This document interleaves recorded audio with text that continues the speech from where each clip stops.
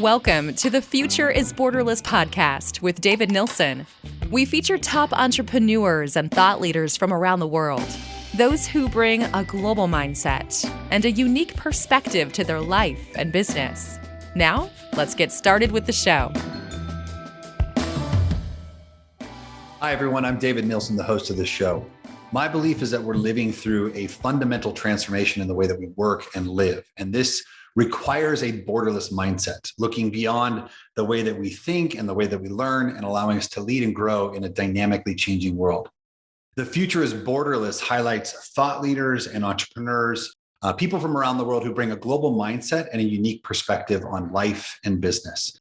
Now, today I have with me Chad Franzen here from Rise 25, who's done thousands of interviews with successful entrepreneurs, investors, and CEOs. And we've actually flipped the script today. So he'll be actually interviewing me. So Chad, welcome to the show. Hey, thanks so much, David. I appreciate you allowing me to be here. Before we get started, I'll let everybody know that this episode is brought to you by Doxa Talent, which helps entrepreneurs and business leaders establish and scale high-performing global teams. To learn more about how Doxa Talent can help you leverage borderless talent, go to doxatalent.com. Hey, David, thanks so much for having me. As we get started here, why don't you just tell me how you got started? How I got started with Doxa? With your career. With my career. Yeah, it's funny. Like everybody, I think I was doing the normal things that anyone would do, going to school, starting in college, and then, getting prepared to figure out what they want to do with life. And I was given a really interesting opportunity to get involved with the stock market through trading back in the 90s. And so I think through that experience, I developed a really strong fascination with business, with numbers, with investing.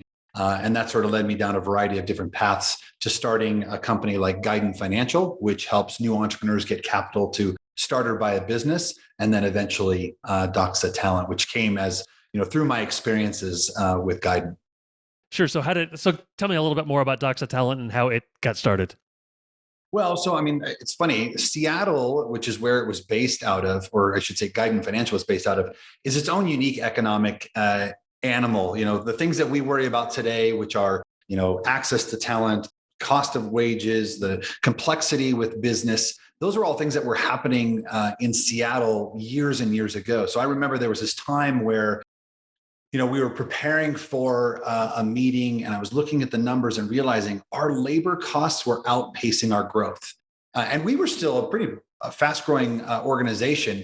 And as we were sort of looking through those numbers even further, we're noticing not only were the labor costs growing faster than our actual revenue, but we were seeing that the cost of benefits were on the rise. And then, of course, the cost of real estate was getting more and more expensive. And so we had to look at other ways of delivering the services that we provide. Now, the obvious answer is always, automate. But the challenge with automation is that it can take years and in some cases, millions of dollars to implement.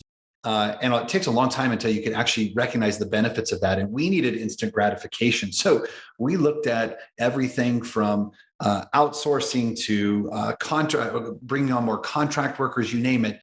And eventually we ended up establishing teams in both the Philippines and Vietnam.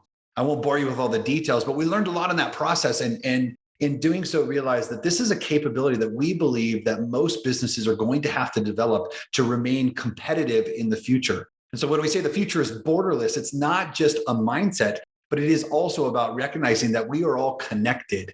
And I think if there's anything the pandemic showed us is that we are all very connected, much more than we originally thought. And that this is something that people are going to have to embrace long-term. So we launched Doxa7 as a way to sort of help people establish and build their own high-performing global teams because we do believe it is important. Was there some kind of aha moment that led to Doxa7? I don't know if it was an aha moment, but I think, the idea of leveraging global talent is interesting. I think many people have been thinking about this. In fact, I saw a survey months ago, I believe it was Clutch, that had done this survey, and it said that 70+% of the entrepreneurs or executives that they had interviewed were already thinking about this, which is a good thing. For me, though, it didn't really didn't come to life until I actually physically got on a plane and I flew out to India. I spent some time in Kazakhstan. I went to Vietnam and spent some time in the Philippines. And I remember walking in, a good friend of mine, an entrepreneur that I truly respect, had an engineering team and product team of like 60 people in Vietnam. And he invited me out there to just come and see. Philosophically, I'm aligned with that. Actually, one of the principles in our business is go and see. It's really understand it at the root. And that's for problem solving, also business decisions. So we went and saw in Vietnam, and the moment I was there, the light bulb flipped on and I could see, we can do this. We were already managing some relationships remotely. Like I was in Seattle, but we had people in Florida. And I thought, well, what's the difference of me managing somebody in Florida or another 3,000 or 4,000 miles away in the opposite direction, assuming that we work in time zones where, we can collaborate. So I think for me, it was that moment where I realized, we can do this. And this is something I have to figure out.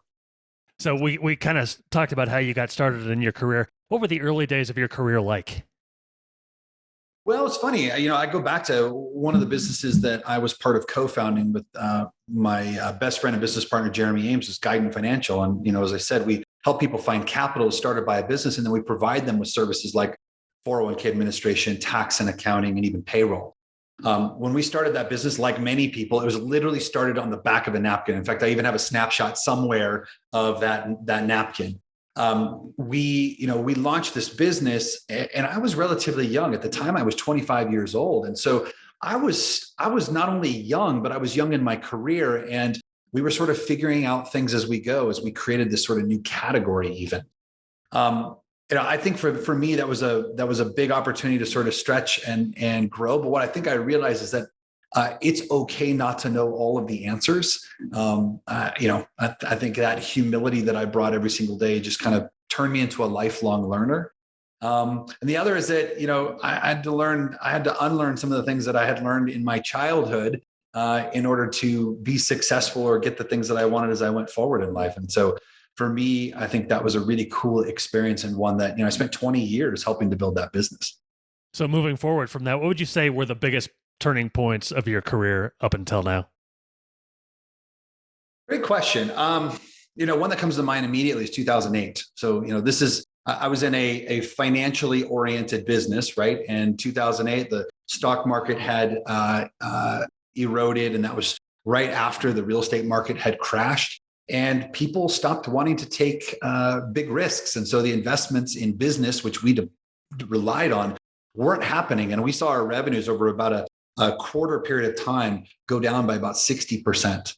The number of transactions had dropped even further. And so for me, that was a scary time. And I think my optimism almost killed that business, because I didn't want to let go of anybody. I didn't want to reduce wages. I didn't want to make the hard decisions I needed to in order to preserve the core business. And so unfortunately, it put us in a position where we had to make or do 3 rounds of layoffs over 60 days. And we went from 110 people to 30. And that by itself was brutal. You were telling people that they were going to be losing their job in an environment where you knew that it was unlikely they were going to go get a job. And I remember even crying with some of my team members as we were saying goodbye. I remember at that moment thinking to myself, I would never allow myself to be put in that position again. And so you fast forward to 2020, and I remember being in a hotel room when I heard about this outbreak in Wuhan, China, and the pandemic was sort of in its early phases. And I remember talking to my business partner saying, if it's in China, it's likely already here. And so we built a pretty aggressive plan to take action right away.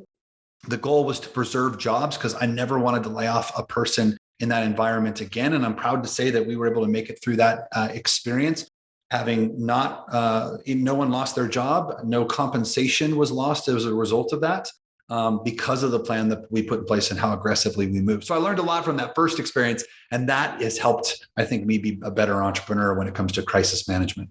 Great. So what about turning points at Doxa? What would you say are some of those? Yeah. Well, I think when you first sign your first customer, originally when you start a business, you're generally your first customer. And that was true in this case. When you sign your first customer, you realize either how buttoned up your process and systems are, or how much they are not. The good news is we did a lot of testing. I think at that point, it gave us a lot of confidence to start to aggressively invest in scaling up the business. And we've grown very, very quickly. The one, though, that comes to mind that I'm really excited about is, when you look at offshore talent, most people think about that as virtual assistants. And I would oversimplify that by saying, hey, I want to find generalist talent that I can just send, random tasks to take them off my plate. The reality is, I think that realization for us was that there is actually more value to be gleaned the further you move up in the value chain. So as opposed to just virtual assistants, we also provide accountants, attorneys, project managers, program managers, sales development reps. And we realized, the more that we help people think about these competencies in different geographies, the more value we can deliver. But there is one innovation that we recently took on that I think is really key, because I do believe the VA program in itself is really an exciting one to give business leaders, thought leaders, managers some additional leverage. We have on our team, one of our co-founders used to be the deputy chief of staff for the head of the Ways and Means Committee in DC. So she spent 4 years on the Hill, really learning what it's like to be a great assistant, assistant to an executive in a high pressure environment. And she's developed a system not only to identify, but to onboard and train and then deploy virtual assistants from around the world into companies to help executives get the most out of their time. And I think that is something unique that we do that I've not seen from anybody else, and I'm really excited to share with other businesses. So we talked about some of the turning points. Are there some like milestones within the life of the journey of the company that you're particularly proud of? Yeah, it's interesting. I don't know if there's any milestones that I come to mind. I mean, obviously, when we first hit our first 100 team members working with businesses, that was exciting. It was exciting when we saw that we could support franchisors and accounting firms and SaaS businesses, right? So every time we sort of dip into new industries or new types of service sectors, that's exciting. I think the things that I'm really proud of are the fact that our turnover has been less than 10% since the day we started, which says that we're doing a good job of finding good talent who's well matched for the role that they're providing or the service that they're going to be filling, and that we're providing them with the right compensation and wages and cultural environment. But it also says that we're doing a good job of selecting the right clients. One thing that I'll say that's really important for us is that I didn't want to be a business where people went to go find cheap labor. Our job is not to eliminate jobs here in the US to move them offshore. And our job is not to find the cheapest talent. Our job is to find great, high-performing professionals and pay them what they're worth in the geography they live. And I think as a result of us doing that well and finding great clients who believe what we believe, we've seen great success. So I'm excited to talk to you about your podcast, but first I love to give people the opportunity to acknowledge other people who have been particularly influential for their career. Who are some of your mentors or a mentor, and maybe their best piece of advice for you? Great. There's a few people that come to mind instantly. The first is a gentleman named Lex Sisney. Lex started a company called Organizational Physics. He since exited, and they wrote books like Organizational Physics and Design to Scale. I love the way he thinks about using the concepts of science to grow a business. And one of those in particular that I love is the idea that our job as a leader is to reduce entropy first, or the stress within your system or your business, because it steals your resources. So many of us are always chasing the new, exciting, shiny new little toy while our resources are bleeding behind the scenes because we haven't adequately fixed the system or put people in the right seats. And so he's really great about thinking about where are those drains and how to attack those. That was really, I think, a game changer for me, because I'm admittingly the shiny new toy entrepreneur. The other person that comes to mind is a gentleman named Stephen Roche. Stephen today serves as the CEO of Walton Enterprises. So he's, overseeing a pretty large family office. But he, one of the things he told me early on in my career is that I had the power to lift up a city or bring it to its knees. That's actually an exact quote that he wrote. Wow. And I think what that said is that I had to be really mindful of my energy. I have the ability to inject positivity or infect an environment. And so that is something that I'm very, very careful of, is that, I'm bringing that sense of positivity every single day, and not allowing some of those random emotions to influence the people around me. Okay, great. So about your podcast, why are you starting it? Yeah, obviously I'm in the global talent business. And so this concept of being borderless is important, but I think being borderless is so much more than just talent. I said this as we were starting the podcast. I think we're really in this time where, everything that we've known about how we work and how we live is shifting. And that's not just related to the pandemic, but new technologies and just new understandings. So I think in order for people to thrive going forward, we have to sort of take on this borderless mindset, and we can learn that from understanding best practices and new way of thinking and approaching our work and our life by studying people that are doing it in unique areas. And so I wanted to bring world-class entrepreneurs and thought leaders to the podcast to sort of help share those insights on how we need to adapt or change in a dynamic environment. Who do you think would be particularly interested in listening? Well, I think it's anybody who owns or operates a business first and foremost. I think this is really going to be specifically geared towards those business leaders and thought leaders who are trying to worry about how do I continue to evolve both personally and professionally in this environment to get the best out of me and my team and my business. And so I think that's the person that's going to want to listen. Okay. Anything else we need to know about Doxa or about the podcast moving forward? No, I hope people will tune in and listen. We're going to just have raw and uncensored conversations around lots of different interesting topics around this concept of being borderless, both in terms of geography and mindset. And I think people will find it really interesting. Okay, well, I will look forward to it. Thank you so much, David. I appreciate you allowing me to be here. Yeah, thanks for being here. So long, everybody.